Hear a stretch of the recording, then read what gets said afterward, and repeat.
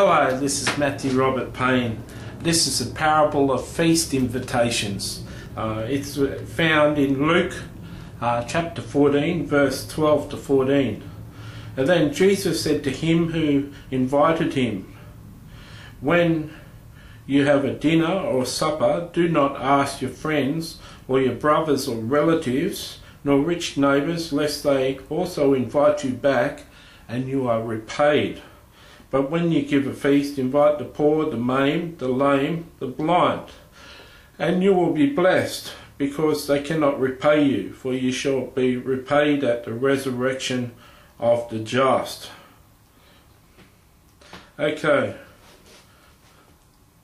Now, Jesus had just shared a parable saying when you go to a feast, don't go and sit at the most important place, but sit at the least place, and then when the head of the supper comes in, if you're someone important, someone that he likes, he'll invite you to the higher place. And then he went on with this parable and said, when you have a feast, don't invite your brothers, your relatives, your rich neighbours, lest they also invite you and you be repaid. But when you have a feast, invite the poor, the maimed, and the blind. Now, is Jesus just playing semantics? Is Jesus just making up things here? Is he saying things that are just too hard for us? There's one school of thought that until Jesus had been resurrected on the cross, Jesus was still teaching both grace and the law. And this parable just seems too hard. Imagine having a feast, imagine having a party, not inviting any of your relatives, your brothers or sisters, your friends, the rich, the people that you know, but instead going out into the streets, inviting the poor, the sick, the maimed, the homeless, and all the sorts of people that you don't know and cannot repay you. Jesus is very big on mercy and compassion. If we were to see this parable in its true light, this is almost a parable reflecting what Jesus Christ did for us. We were poor, we were blind, we were lost in sin when Jesus came and died for us. We've been invited to the wedding supper of the Lamb. We've been invited into relationship with the King of Kings. And truly there's nothing we can do in return. We've been invited into relationship, a lovely relationship, with the Creator of the universe. Sometimes we look at a parable like this and we say that this is all too hard. We can't have a party and invite people that we don't know. How would my life look, we ask ourselves, if all I did was give party to strangers? How would I climb the social networks? How would I climb the social ladders in our society? How would I grow in influence? How would I be looked upon by my friends and my relatives if all I did was associate with the poor and the maimed and the homeless and the broken-hearted? What would become of me? Do you know, can I tell you, 3 to 4 times, I've been sitting with a homeless person and the Spirit of Jesus has entered the homeless person, and 3 or 4 times they've gone into a trance and Jesus has spoken direct to me face to face. I've only had Jesus speak to me 4 times face to face, and each time it's been a homeless person that I've been sharing dinner with.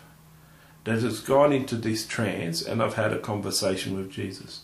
I'd say something, the homeless person with Jesus' voice would say something, I'd comment, he'd comment. One conversation went for about half an hour.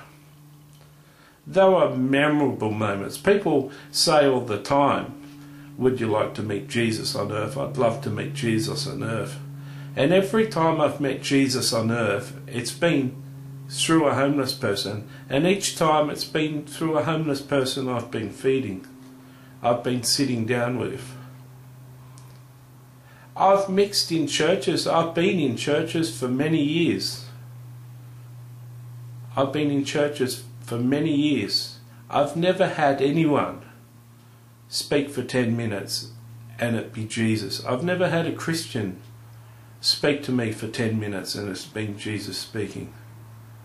But each time I've had homeless people speak to me. On many occasions I've spoken to people for 10 or 20 minutes and it's been Jesus speaking through me to them, and I've been ministering through the gift of prophecy.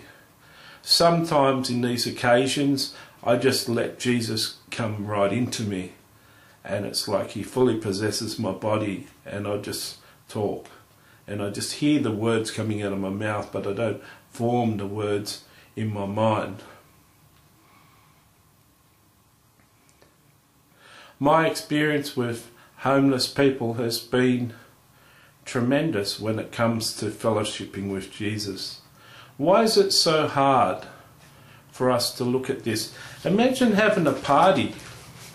Imagine having a 21st birthday party and going down to a homeless shelter and inviting 5 homeless people to your party and giving them a good table and showing them a good time. If you had alcohol flowing and you had nice food, and you could take them to the shops and buy them some clothes and bring them to the party. You know, it'd be pretty hard just to pick up some homeless people and get them all prepared to go to a party. You'd have to put some thought into it. The homeless people would probably have to know you. Do you know any homeless people personally? Do you personally know anyone that's homeless? Do you know any sick people? People who are maimed? Do you know anyone in a wheelchair? Do you know any poor people? People that couldn't afford to give you $20 or $10 back for inviting you to the party? Jesus is saying, show compassion and mercy in this life. Give to people who can't afford to give back to you. Give to them freely. Freely give to people who can't afford to repay you in any way in this lifetime. And you'll be blessed. You'll be blessed by God. Do you want to be blessed by God? It's amazing, I find, how much some homeless people know about Jesus Christ.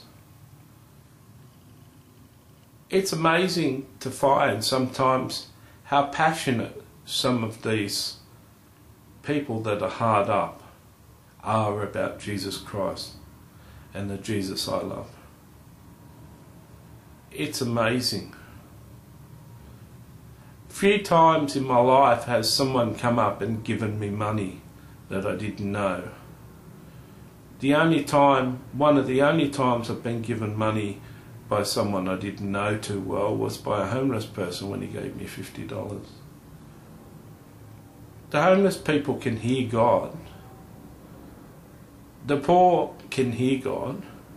The more desperate you are in this life, the more you're dependent on God, the deeper your relationship can be with God.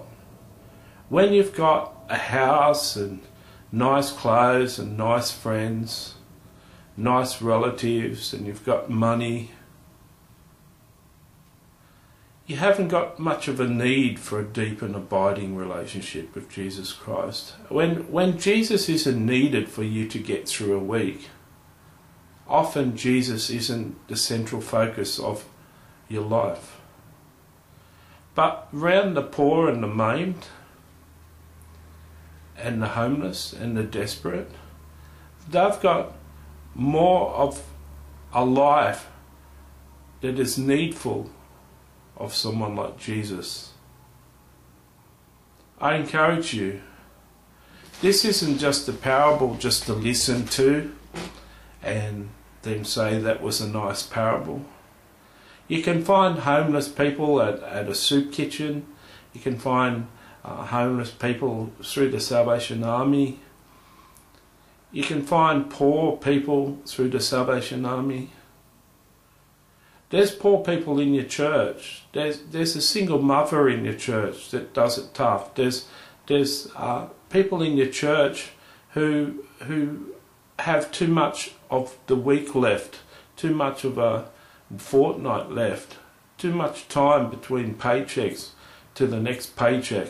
They have too many days left without money. There's people in your church that are poor. Invite them around for dinner. Next time you're going to have a dinner party, invite some poor people. You don't have to go and have a big party and invite a whole lot of strange poor and sick people. Just invite one. Like, no one jumps into the deep end of a pool and starts to swim straight away. It's people gradually get into a stream and gradually go out into the deep end until they feel safe, until they can swim. Don't go out and start having parties for a whole lot of homeless and broken-hearted people straight away. Just start to invite one or two to your parties. You might find they're very interesting. I've spent time on the streets. I spent 6 months in a homeless hostel, officially homeless. You'd be surprised how beautiful some homeless people are. Don't be scared of inviting them into your house.